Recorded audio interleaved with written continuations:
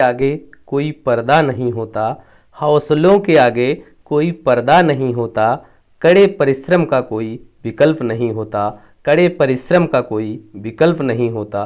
दिल में हो जज्बा कुछ कर दिखाने का, अगर दिल में हो जज्बा कुछ कर दिखाने का, तो जलते दिए को भी आंधियों का डर नहीं होता, तो जलते दिए को भी आंधियों का डर नहीं होता। नमस्कार दोस्तों, एक बार मैं फिर से हाजिर हूँ आपके समक्ष। यूपी ट्रिपल एस सी पेट 2022 का जो एग्ज़ाम का लक्ष्य हम लोगों ने रखा है 15 और 16 अक्टूबर को जो एग्ज़ाम होगा, इसके लिए सामान्य हिंदी का 5वां प्रैक्टिस सेट लेकर के मैं फिर से रेडी हूँ। और आइए हम सभी लोग स्टार्ट करते हैं। और प्लीज़ कमेंट करके आप लोग ज़रूर बताएं कि हमारे इतने क्वेश्चंस सही हो रहे हैं, और अगर कोई भी त्रुटि भी होती है तब भी वो भी हमें बताएं, ताकि हम उसको अगले वीडियो में इम्प्रूव कर सकें। तो स्टार्ट करते हैं हम सभी लोग। पहला क्वेश्चन आपकी स्क्रीन पर है, जैसा कि आप देख पा रहे हैं। क्वेश्चन क्या पूछ रहा है कि हिंदी की आदि जननी किसे कहा जाता है? हिंदी की आदि जननी किसे कहा जाता है? ए प्राकृत, बी अपभ्रंश, सी संस्कृत और डी पाली। तो जब बात की जाएगी कि हिंदी की जो आदि जननी है वह संस्कृत है, अर्थात सी ऑप्शन हमारा बिल्कुल करेक्ट होगा। नेक्स्ट क्वेश्चन, क्वेश्चन नंबर 2, इनमें से कौन सा फर्स्ट स्वर है? फर्स्ट स्वर है ए ज, वी ढ, सी आ, डी ई। तो सेकंड का जो राइट आंसर दोस्तों है वो हमारा आ है। जो मुख के पिछले भाग से बोलते हैं, पीछे भागों में जीभ लगती है, वे स्वर क्या है? फर्स्ट स्वर कहलाएंगे। तो यहां पर जो आ है आपका वो फर्स्ट स्वर है। नेक्स्ट क्वेश्चन, क्वेश्चन नंबर 3, नीचे दिए गए विकल्पों में से तत्सम शब्द का चयन कीजिए। देखिए इनमें से कौन सा शब्द तत्सम शब्द है?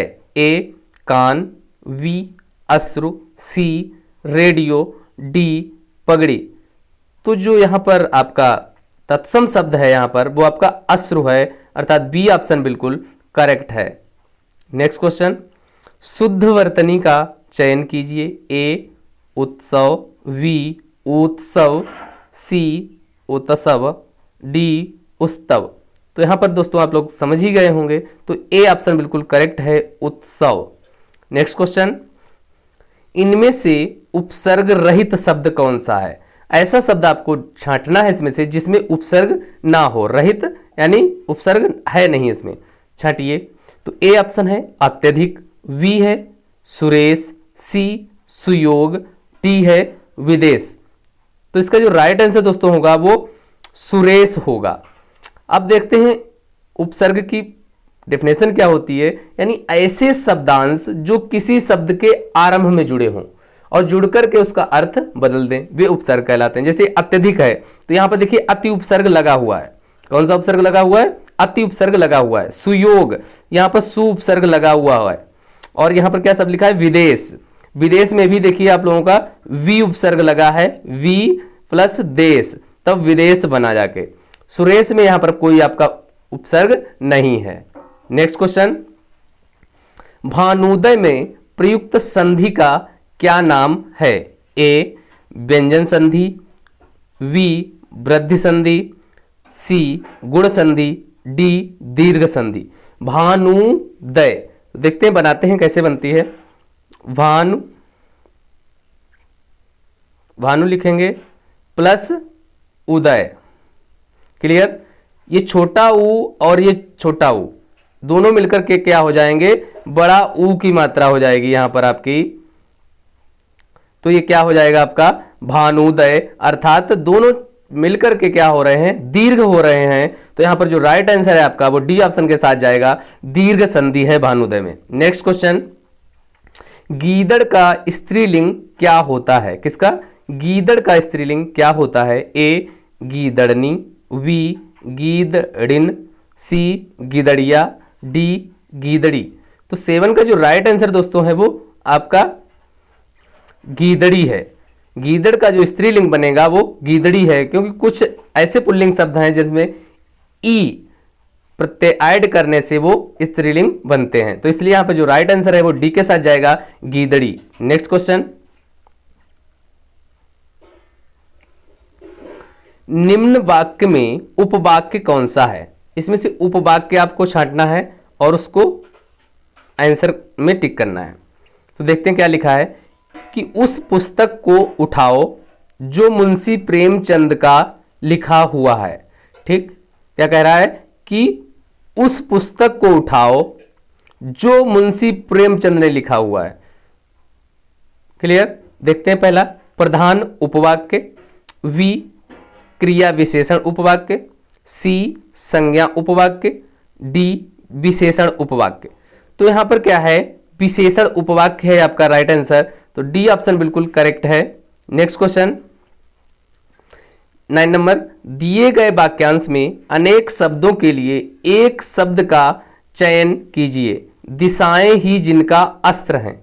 क्या कहा कि दिशाएं ही जिनका अस्त्र हैं, उसे क्या कहेंगे?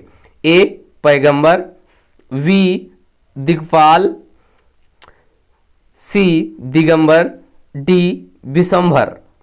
तो इसका जो राइट आंसर है दोस्तों वो सी होगा, दिगंबर। क्या है कि दिशाएं ही जिनका अस्त्र है, अर्थात दिगंबर। नेक्स्ट क्वेश्चन, सूक्ष्म का विलोम शब्द कौन सा है? सूक्ष्म का विलोम शब्द देखिए, निश्चित का क्या होता है? अनिश्चित हो जाएगा, वी अदृश्य का दृश्य हो जाएगा, द्रष्टव्य द्रष्टव्य अदृष्टव्य हो जाएगा, और स्थूल सूक्ष्म का जो राइट आंसर आएगा अर्थात सूक्ष्म का जो विलोम होगा वो स्थूल होगा। नेक्स्ट क्वेश्चन, मुग्ध का समानार्थी शब्द क्या है? किसका? मुग्ध का समानार्थी शब्द क्या है? ए परिष्कृत, वी भावुक, सी आकर्षक, डी मोहित। तो यहां पर जो राइट आंसर दोस्तों है वो आपका क्या है? वो है आपका मोहित, अर्थात डी ऑप्शन बिल्कुल करेक्ट है, मुग्ध यानी मोहित होना। नेक्स्ट क्वेश्चन, इसमें दिया है कि प्रश्न संख्या 12 से लेकर 16 तक, अर्थात क्वेश्चन नंबर 12 से लेकर 16 तक निम्नलिखित गद्यांश को ध्यानपूर्वक पढ़ना है, उसके बाद दिए गए प्रश्नों के उत्तर देने। तो गद्यांश हम लोग पढ़ते हैं।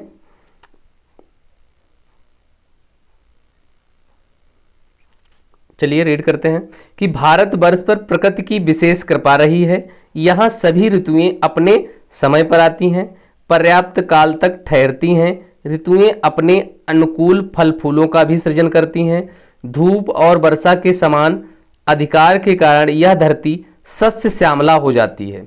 क्या हो जाती है? सस्य श्यामला हो जाती है। यहाँ का नगाधिराज हिमालय कवियों को सदा में प्रेरणा देता आ रहा है। आगे रीड करते हैं।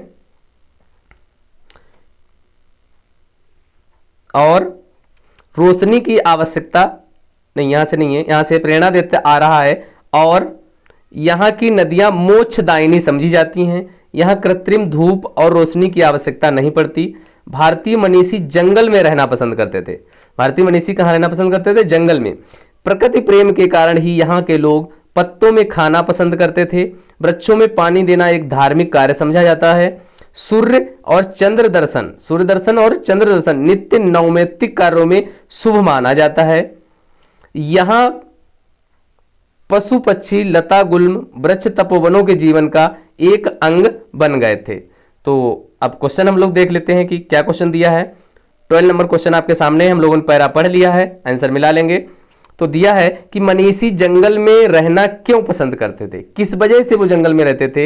ए इसलिए कि वे संन्यास ले लेते थे, बी इसलिए कि वे प्रकृति प्रेमी थे, सी इसलिए कि जंगल में फल फूल कंदमूल अधिक मिलते थे, डी इसलिए कि जंगल में वे निर्द्वंद रहते थे। तो यहाँ पर जो राइट आंसर दोस्तों है, अगर हम लोगों ने सही से पैरा पढ़ा है तो वी ऑप्शन आपके सामने आ रहा, इसलिए क्योंकि वे प्रकृति के प्रेमी थे, इसलिए मनीषी लोग जंगल में रहना पसंद करते थे। नेक्स्ट क्वेश्चन, गुल्म का क्या तात्पर्य है? गुल्म का अर्थ पूछ रहा है कि क्या है। ए फूल, वी फल, सी गुच्छा, डी झाड़। तो यहाँ पर जो राइट आंसर है गुल्म का वो झाड़ होगा दोस्तों। गुल्म का तात्पर्य जो है वो झाड़ है। नेक्स्ट क्वेश्चन, उपयुक्त गद्यांश निम्नलिखित में से किससे संबंधित है? यानी इसका उपयुक्त शीर्षक आपको बताना है। ए हिमालय के महत्व से, वी ऋतु वर्णन से, सी प्रकृति प्रेम से, और डी वृक्षारोपण से। तो अगर सही से आपने पढ़ा है तो इसका राइट आंसर भी आप खोज निकालेंगे। करेक्ट आंसर जो है यहाँ पर सी ऑप्शन है, प्रकृति प्रेम से लिया गया है ये पूरा जो आपका गद्यांश था। नेक्स्ट क्वेश्चन इसी पर है अभी। इस गद्यांश में सस्य श्यामला से क्या तात्पर्य है? हरी भरी फसलों वाली, या हरी भरी घासों वाली, या श्यामल वृक्षा वाली, डी हरे भरे वन प्रदेश। तो यहाँ पर जो राइट आंसर दोस्तों है वो है हरी भरी फसलों वाली, इसी को सस्य श्यामला कहा गया है। नेक्स्ट क्वेश्चन 16 नंबर, दिए गए वाक्य में रिक्त स्थान की पूर्ति कीजिए। कान, कर्ण, नामक, महाभारत के पात्र इत्यादि के विभिन्न अर्थ क्या हैं? कान, कर्ण, नामक, महाभारत के जो पात्र रहे हैं कान और कर्ण इत्यादि, इनके विभिन्न अर्थ क्या निकलते हैं? तो A Karna, B Bhishma, C Bhim, D Kunti. तो यहां पर जो राइट आंसर है वो कर्ण है आपका, क्योंकि कान और कर्ण, इसका जो राइट आंसर बनेगा जो विभिन्न रूप है वो कर्ण के हैं। नेक्स्ट क्वेश्चन, नीचे दिए गए वाक्यों का उचित क्रम में चयन कीजिए। चलिए पढ़िए देखते हैं। नीचे दिए गए वाक्यों का उचित क्रम में चयन कीजिए। ए नंबर 1 दिया है, अपने देश के कई भागों में इधर उधर तांबा काफी मात्रा में बिखरा पड़ा है, या जमीन के ऊपर बने छेद से तेजाबी घोल डाला जाए तो तांबा उसमें घुल जाएगा। र विस्फोट करने से जमीन के अंदर का ताम्र अयस्क भंडार जो है वो टूट फूट जाएगा। ला पारस्परिक तरीकों से इसे निकालने में बहुत खर्चा आएगा। व इसके लिए न्यूक्लियर विस्फोट बहुत उपयोगी सिद्ध हो सकता है। और 6 नंबर जो इसका डाला गया लास्ट में, इस द्रव तांबे को ऊपर खींचा जा सकता है। तो इसके लिए विकल्प दिए गए हैं। ए में दिया है ल व र य, वी में दिया है व ल र य, सी है व र य ल, और डी है य र व ला। तो इनको लगाते हैं हम लोग, देखते हैं।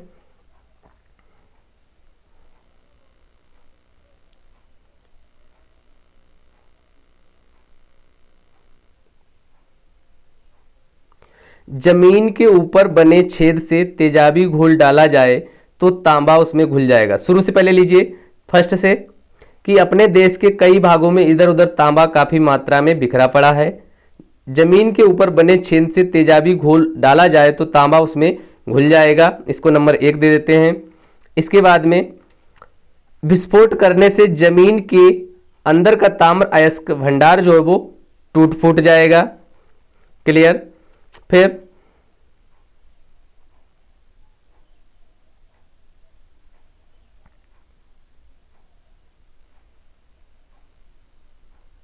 थर्ड नंबर ये हो जाएगा आपका, इसके लिए न्यूक्लियर विस्फोट बहुत उपयोगी सिद्ध हो सकता है। और लास्ट में पारस्परिक तरीकों से इसे निकालने में बहुत खर्च आएगा। इस द्रव तांबे को ऊपर खींचा जा सकता है, इसलिए यहां पर जो आपका राइट आंसर है वो डी है, य र वाला। नेक्स्ट क्वेश्चन, बहु का बहुवचन क्या होगा? ए बहु, वी बहु, और सी बहुओं, और डी बहुएं। तो यहां पर जो राइट आंसर होगा वो बहुएं होगा। नेक्स्ट क्वेश्चन, किसी शब्द के प्रथम अक्षर से अलग कोई अनुनासिक वर्ण हो तो प्रथम वर्ण के स्थान पर उस शब्द का कौन सा वर्ण हो जाता है? कह रहा है कि किसी शब्द के प्रथम अक्षर से अलग, प्रथम अक्षर से अलग कोई भी अक्षर हो और अनुनासिक वर्ण हो तो प्रथम वर्ण जहां पर लिखा गया है उस शब्द का कौन सा वर्ण हो जाएगा? आपको बताना है। ए अनुनासिक, वी संयुक्ताक्षर, सी ईसत विव्रत, डी निरनुनासिक। तो इसका जो राइट आंसर होगा दोस्तों वो होगा आपका ए ऑप्शन, अनुनासिक हो जाएगा। नेक्स्ट क्वेश्चन, साहित्य अकादमी की स्थापना कब की गई? ए 1948, बी 1950, सी 1947, डी 1953।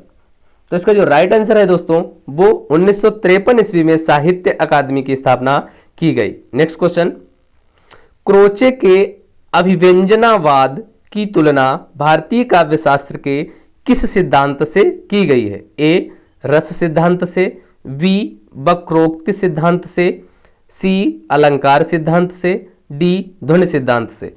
तो इसकी जो तुलना है वो वक्रोक्ति सिद्धांत से की गई है, ये इसका आपका राइट आंसर है। नेक्स्ट क्वेश्चन, हिंदी की मडियाली बोली का संबंध किससे है? हिंदी की मडियाली बोली का संबंध किससे है? ए राजस्थानी, वी बिहारी, सी पहाड़ी और डी पश्चिमी हिंदी। तो यहाँ पर जो मंडियाली हिंदी की बोली है इसका संबंध पहाड़ी से अर्थात हिमाचल प्रदेश की जो हिमाचली भाषा है उससे है। नेक्स्ट 23 क्वेश्चन, इनमें किस वाक्य में क्रिया का भाववाच्य प्रयोग है, यानी भाववाच्य क्रिया का प्रयोग किस में किया गया। ए, लड़कियों ने मां को देखा, बी, यह काम तुमसे ही संभव है, उसके फल नहीं खाए जाते, डी, घोड़ा हिनहिनाता है। तो यहाँ पर जो राइट आंसर है वो ए ऑप्शन है कि लड़कियों ने मां को देखा। नेक्स्ट क्वेश्चन, सकर्मक क्रिया वाला वाक्य कौन सा है, छांटना है आपको। ए, सतीश ने केले खरीदे, बी, कैलाश छत से गिर पड़ा, सी, हरीश बस पर चढ़ गया और डी, राजू सदा रोता रहता है। तो इसका जो राइट आंसर है वो ए ऑप्शन है जिसमें सकर्मक क्रिया है सतीश ने केले खरीदे। नेक्स्ट क्वेश्चन, भारतीय समाज का पुनरुत्थान शिक्षा के विकास से ही संभव है। इसको आपको करेक्ट लिखना है, बताना है आपको कैसे लिखा जाएगा। ए, पुनोत्थान, बी, पुनरुत्थान, सी, पुनरुत्थान, डी, पुनरुत्थान। तो 25 का जो राइट आंसर होगा वो डी ऑप्शन होगा, पुनरुत्थान। आज के वीडियो में इतना ही। अगर दोस्तों आपको वीडियो ये पसंद आया है तो प्लीज़ लाइक करें एंड शेयर करें। और इसकी जो पीडीएफ है वो आपको टेलीग्राम पर मिल जाएगी और टेलीग्राम का जो लिंक है वो आपको इस वीडियो के डिस्क्रिप्शन बॉक्स में मिल जाएगा और अपने फ्रेंड्स को भी इसे शेयर करें। Thanks for watching.